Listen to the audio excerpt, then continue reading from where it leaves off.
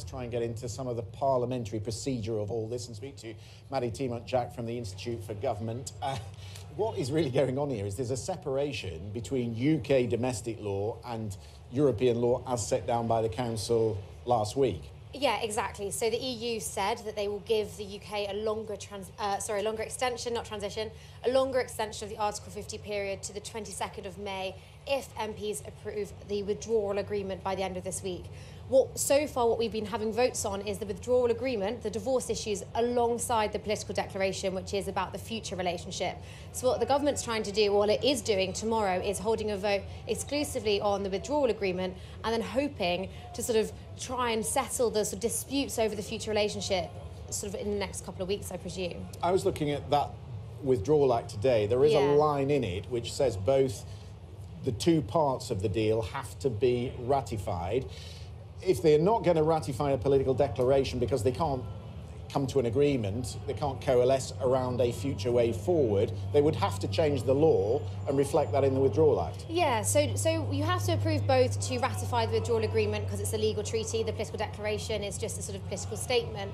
And if MPs cannot agree a political declaration, then yes, they would have to change that law, which they could do through the withdrawal agreement bill, the domestic legislation needed to implement the treaty. So they could do it that way, but they could also, you need to approve both before you can ratify. They may be hoping that they can sort of bank the longer extension now and try and get a political declaration approved in the next couple of weeks while they're sort of starting the domestic process to get the legal treaty embedded in UK law. Let's say, for argument, they could get the withdrawal bill, the withdrawal part through, the divorce, and they could even get through some of that legislation that you've been talking about. It still has to be, in EU law, meaningful, and that will be disputed hotly.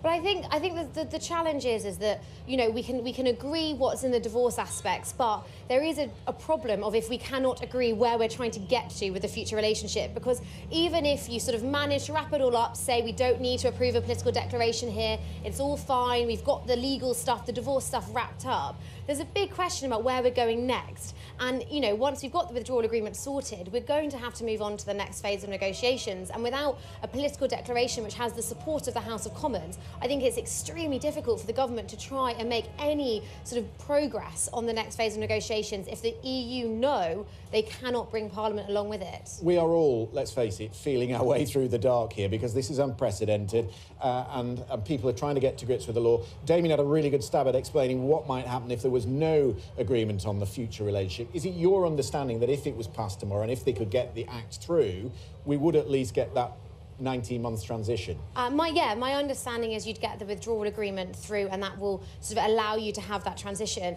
But as I say... And we wouldn't have to take part in the European elections to do that? Provided we get everything wrapped up by the 22nd of May, that is my understanding, because then you would have the withdrawal agreement, the divorce issues are wrapped up. But, as I say, I don't really understand how you can progress to the next phase of negotiations if you do not have agreement from Parliament about where we're going. And I think the EU would be quite concerned about the fact that Parliament cannot agree on a future relationship, and therefore there's a big question about on what sort of basis the government will be entering any negotiations. OK, Maddy, really good detail. Thank you very much indeed.